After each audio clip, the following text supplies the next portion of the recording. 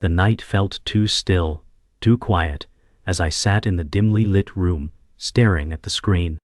The flicker of the VHS player was the only sound that broke the silence. There in front of me was the evidence. Tapes I never thought I'd find. A simple drawer, one I had always avoided, now held everything I needed to destroy my world. I had found them in the most unsuspecting of places, hidden in plain sight, just waiting for the right moment. I never imagined it would be like this, my wife's deceit staring me in the face. I thought I knew her, but the woman I loved had been lying all along. She never expected me to uncover her secret. The footage on the screen showed her, but not alone. There in the blurry image was another man, close, too close for comfort. My heart sank, my mind raced. I wanted to scream, to confront her right then, but something inside me told me to wait, to watch, to understand just how deep the betrayal ran. She had thought she could hide it, that I would never uncover the truth. But now, I had the evidence. The tapes. They were mine. And soon, they would be hers. The tape stopped, the screen flickering to black. My chest tightened, and I could barely breathe. The truth was staring me in the face, undeniable. My mind raced as I replayed the footage in my head. It wasn't just the image, it was the intimacy. How long had this been going on? I tried to gather my thoughts, but it felt like I was drowning in a sea of confusion and hurt. Everything I knew about her, about us, felt like a lie now. How could she do this to me? To us? I thought we were stronger than this.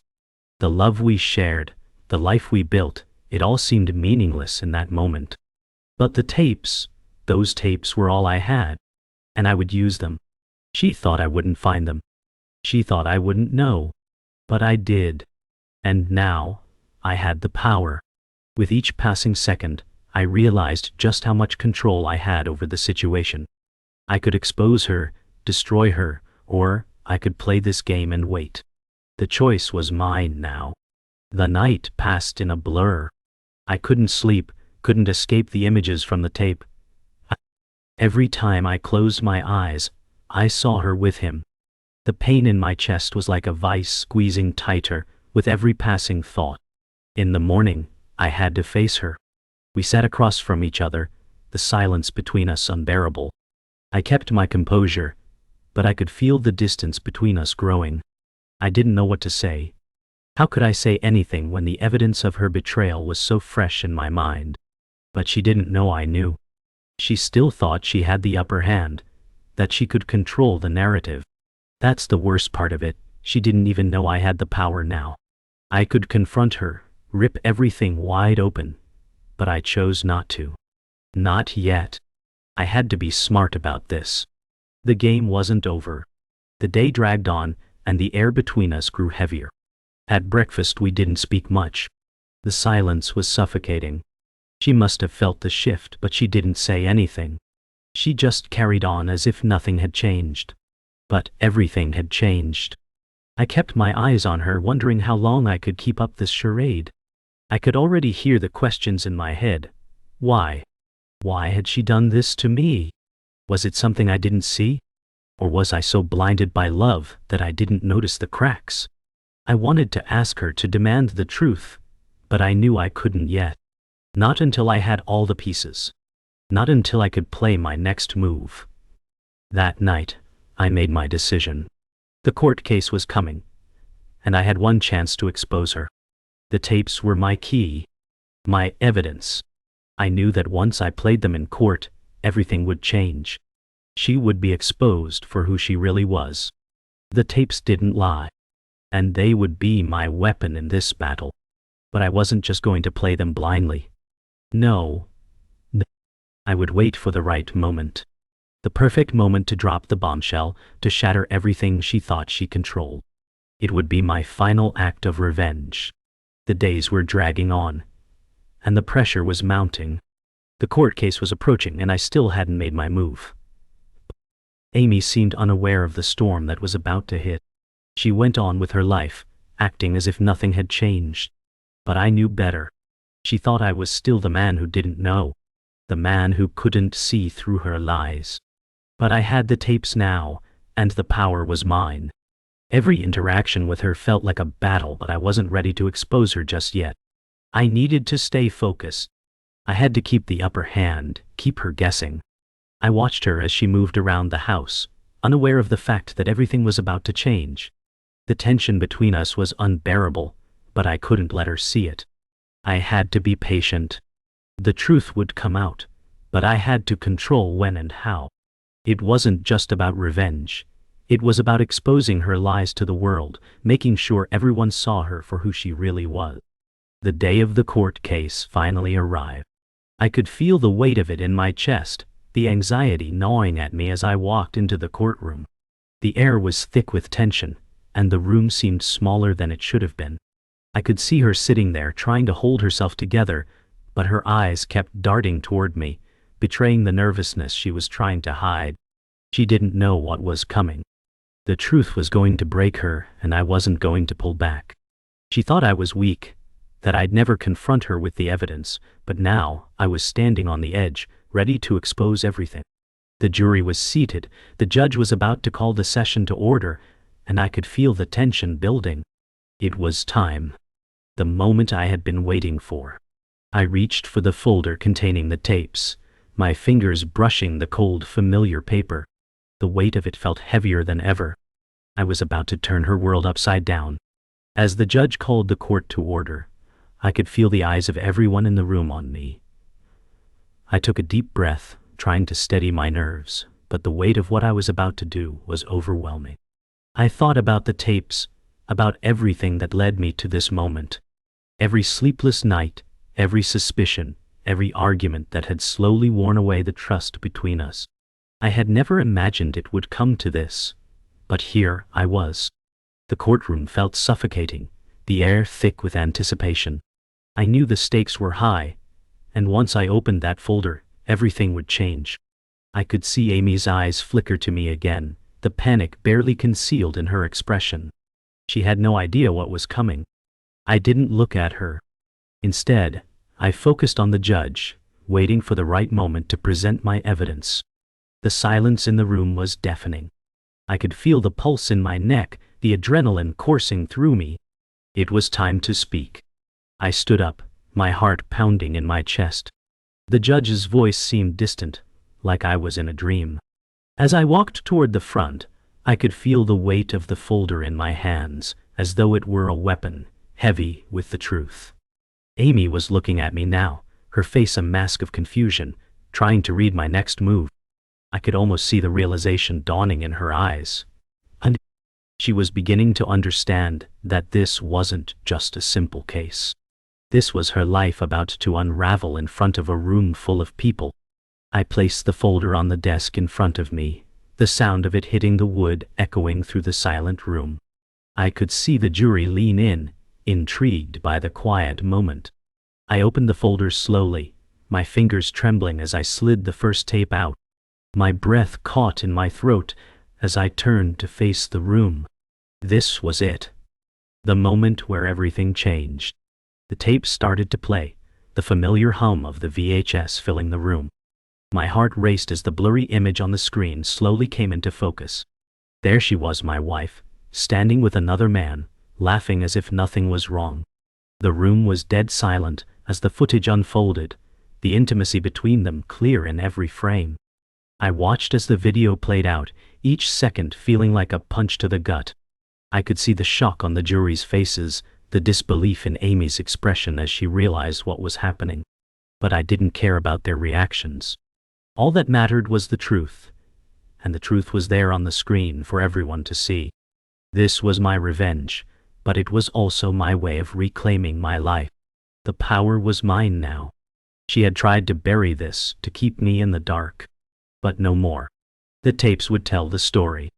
The truth would win. The courtroom fell into a heavy silence, the tension thick as I stood before the judge. I could feel Amy's eyes on me, but I refused to look at her. The tapes had done their job. They had exposed the truth. She was finally unmasked. The room felt suffocating, and I could feel the weight of everyone's gaze. waiting for my next move. I thought about everything we had been through, the years together, the love we shared, and how it all felt like a lie now. I had hoped, so many times, that the truth would be something else, that it would be a misunderstanding, a momentary lapse. But it wasn't. It was deliberate, calculated. She had chosen him over me, and I had the proof. The jury sat in stunned silence, still processing the images they had seen on the screen. It was over. She had no way out. The evidence was irrefutable, and for the first time in a long while, I felt powerful. I had fought for this moment, for the right to reclaim my life. Now, it was done. I had nothing left to do but wait for the consequences. I sat back down, my heart still pounding, but the adrenaline was fading, replaced by a heavy, suffocating emptiness. The truth was out. But what did that really mean for me now? Did it matter anymore? I had exposed her, yes. But I wasn't sure if I felt victorious. What had I really gained? The years of trust, the love we shared, had all crumbled in the span of a few hours. And the worst part was, I didn't even feel any satisfaction. The rage I had felt when I first found the tapes had turned into a hollow void. What was I supposed to do now? The court case wasn't over, but in some way, it felt like the damage had already been done. She was already broken, and so was I. I couldn't help but wonder if I had done this to myself. Maybe if I had just let things go, if I hadn't dug for the truth, we would still be together. But now, there was no turning back. There was nothing left to do but wait for the fallout. And even then I wasn't sure I could feel anything at all. The hours dragged on, and the case continued, but my mind was no longer on the proceedings. I was lost in my thoughts, replaying everything that had led me here. The arguments, the suspicions, the moments I had let slip by without questioning. Had I been blind? Did I really not see what was happening right under my nose? The pain of it all surged again, and I tried to swallow it, to keep it down. The room felt colder now. The voices around me faded into the background as I struggled to keep my emotions in check. I thought about the tapes, the evidence I had brought to light, and how it had changed everything. It wasn't just about her affair anymore. It was about my own weakness, my inability to see the cracks forming in our relationship. I'd never unsee what I had learned. There would be no going back. The truth was now a permanent fixture in my life, and there was no escaping it. I glanced toward the judge, wondering how much longer this would drag on, but my gaze was drawn back to Amy. I saw her trembling, the guilt on her face undeniable, but it was too late for remorse. Finally, the moment came. The judge stood, his voice cutting through the silence. The verdict was in. My heart skipped a beat as the words echoed in the room, but they weren't what I expected. I had won the case, yes, but at what cost? Amy was ordered to pay restitution, but more importantly, our relationship was shattered beyond repair. There was no saving it now. As the judge dismissed the court, I stood up. A weight I didn't realize was there lifting off my shoulders. But there was no joy in it. I looked over at Amy, who was crying quietly, her face pale with regret. Part of me wanted to walk over to her to say something, but I couldn't. I was done. I had fought for this moment, and now that I had it, I didn't know what to feel. I walked out of the courtroom with no celebration, no sense of triumph, just an empty feeling that swallowed everything. As I walked out of the courthouse, the world seemed to blur around me. I didn't know where to go, didn't know what to do. The finality of the case weighed heavily on me, but it was more than that. It was the realization that my life had been ripped apart. Amy was no longer my wife, no longer the woman I thought I knew. She had become a stranger, a person I couldn't understand. The life we had built together was nothing but a memory now, one I couldn't hold on to anymore. The streets outside the courthouse were busy, people rushing around with their own lives, their own problems. I stood there, frozen, feeling disconnected from everything. I had won, yes, but I didn't feel victorious. I just felt numb. The truth had destroyed everything, and there was nothing left for me but to walk away from it all. It had been days since the verdict, but the weight of it all hadn't left me. I kept replaying the moments in the courtroom over and over, each time feeling the same hollow ache. Amy's face, her quiet devastation, was etched in my mind. She hadn't spoken much since the verdict, her silence louder than any words she could have spoken. And what was left to say anyway? She had betrayed me, and now, she was living with the consequences of her actions. I kept telling myself that I was free now, that I had won. But deep down I couldn't shake the feeling that I hadn't really gained anything.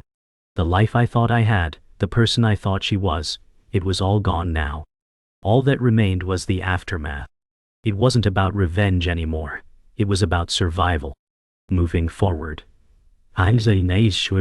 Moving forward. The hardest part was knowing that the love I once felt for her had faded, replaced by something colder. I had loved her, and now all I could feel was distance. The tapes had exposed the truth, and there was no going back.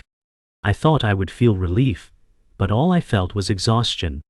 The case was over, the truth laid bare for everyone to see, but I couldn't stop questioning myself. What did I really want? Amy was no longer the woman I had married.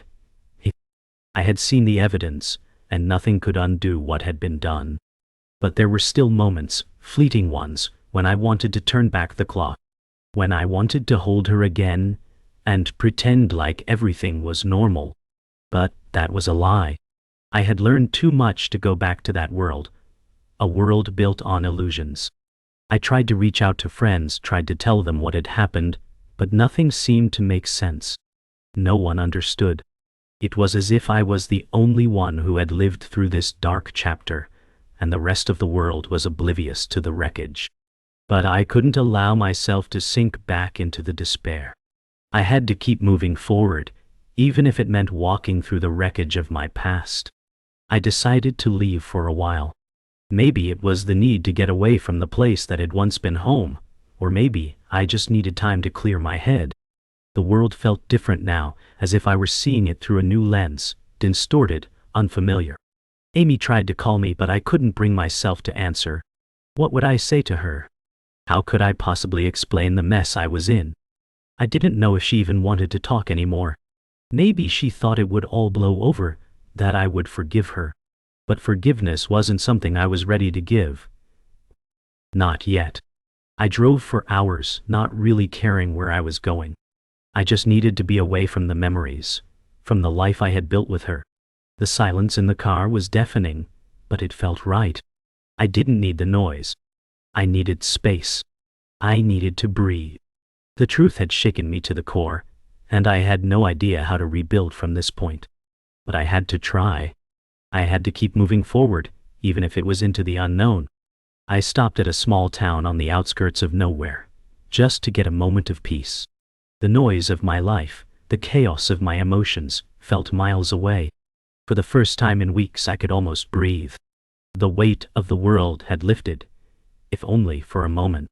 I found a quiet diner, tucked away on the corner of a street, its neon lights flickering weakly in the distance.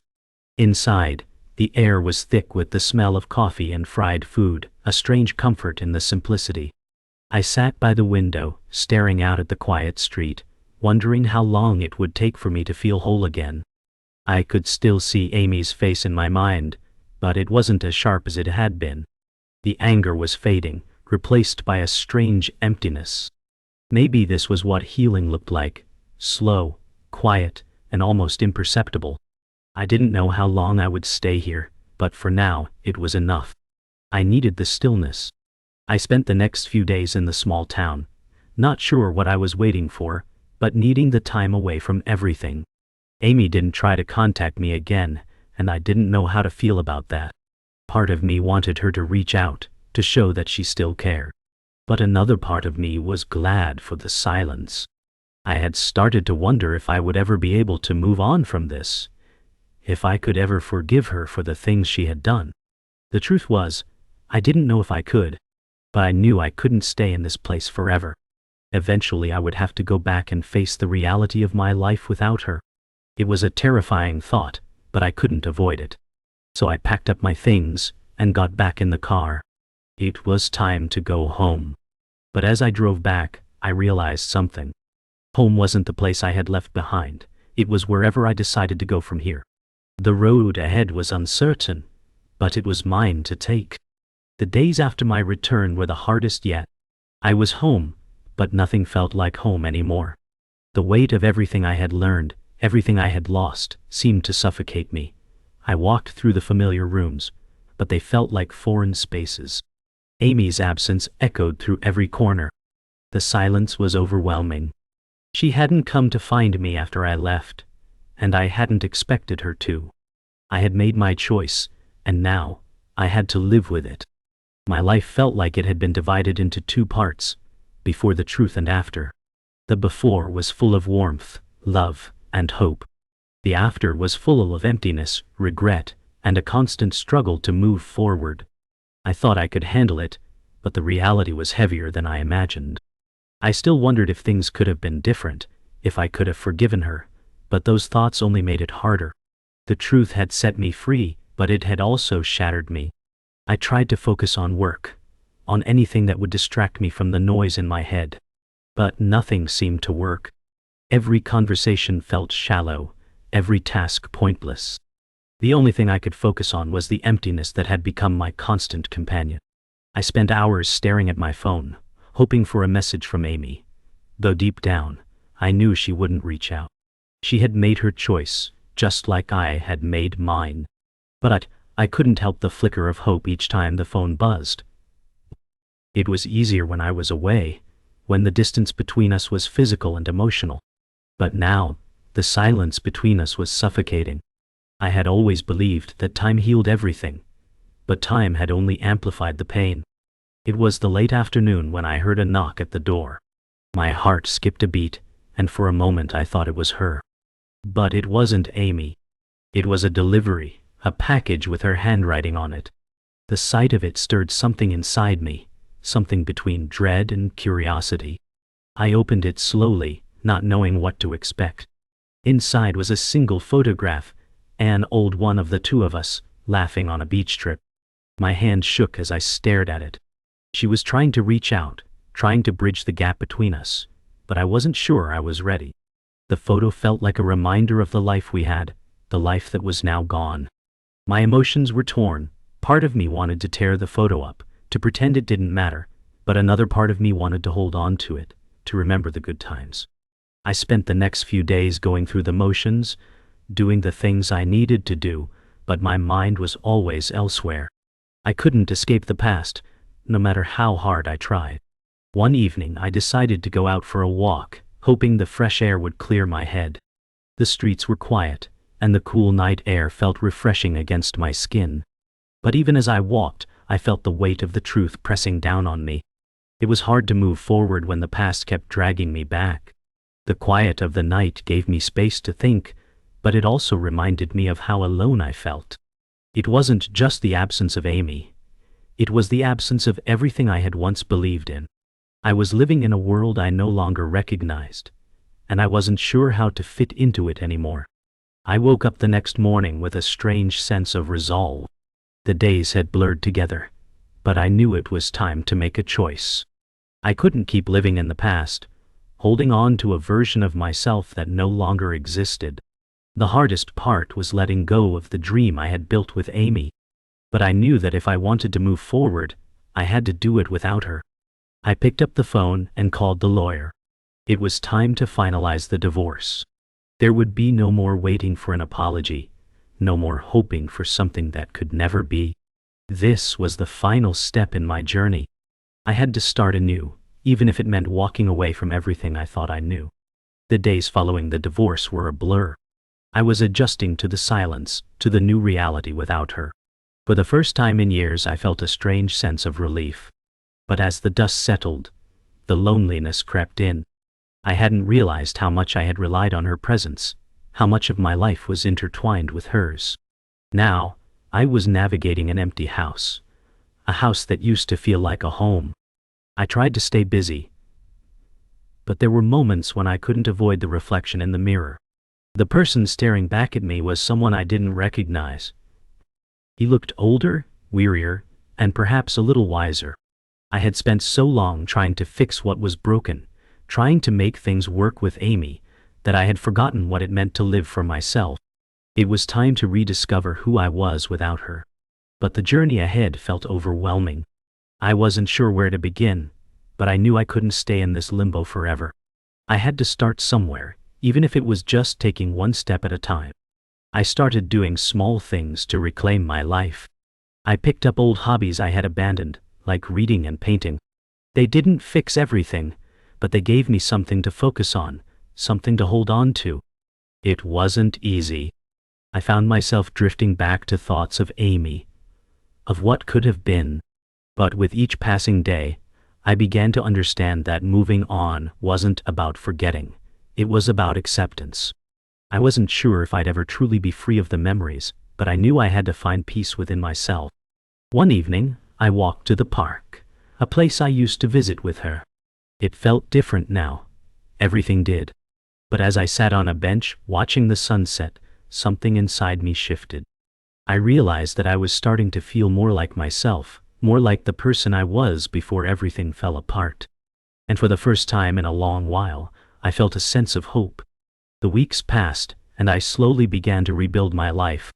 I started seeing old friends again, people I had neglected while wrapped up in my marriage. It was awkward at first, reconnecting with people who had been on the outside of my world for so long.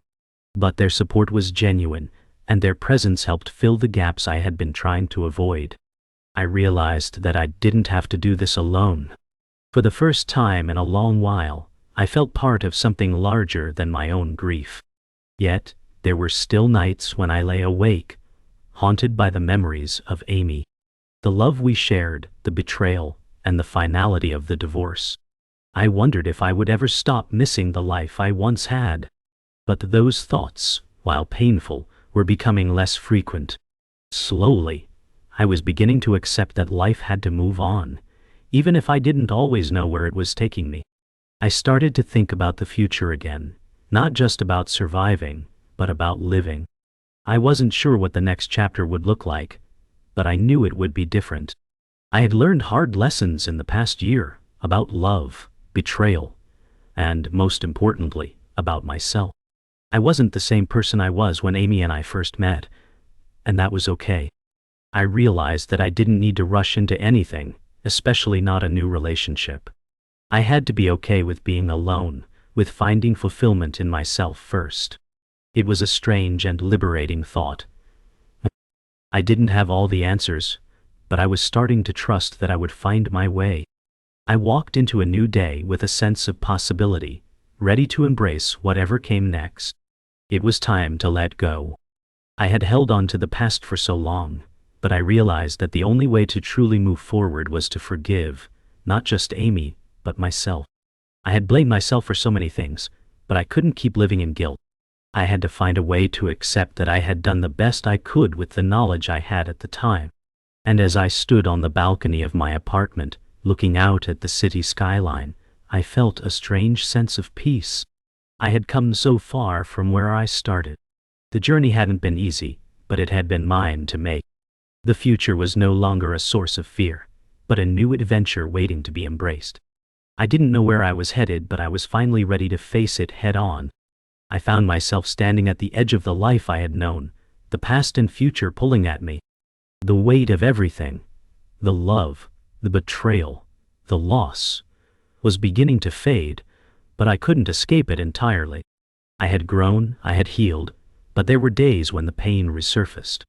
I would never forget, but I was learning to forgive. The hardest part had always been letting go of the past, and now, I was doing it. The pieces of my life that had shattered over the years were slowly coming back together, but in a new form. I was no longer defined by what had happened. I was learning to define myself. The road ahead was uncertain, but it felt open. I wasn't sure what the future held, but for the first time, I was eager to see where it would take me. The final chapter of my story was still unwritten, but I was ready to write it. I started spending more time outside, taking walks in the park, reconnecting with the world around me. The simple pleasures of life, hearing the rustling of leaves, feeling the warmth of the sun, became my sanctuary. I no longer needed to hide from my emotions. I could feel them, accept them, and move forward. The world felt lighter, even though it wasn't perfect.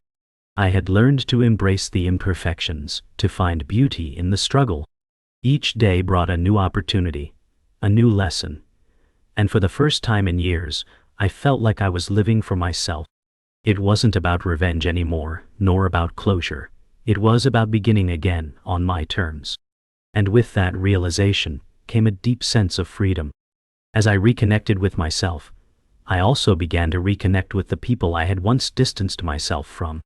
Old friends, family, those who had been there for me before, when everything felt like it was falling apart. They reminded me of who I was before the pain took hold. It wasn't always easy, but with each conversation I felt more grounded. I realized that the relationships I had neglected had been a source of strength all along. They were my roots, my foundation. And I had been so focused on the wrong things that I hadn't appreciated them. I took the time to nurture these bonds, to be present with those who cared about me. The future was still uncertain, but I wasn't alone in it anymore. I had a support system, and that was enough. One evening, I sat at the dinner table, surrounded by those who had become my family in the truest sense. The past felt like a distant memory now, something that belonged to someone else. I realized that I wasn't the same person I had been when all this began. I had learned to let go, to forgive, and to move forward.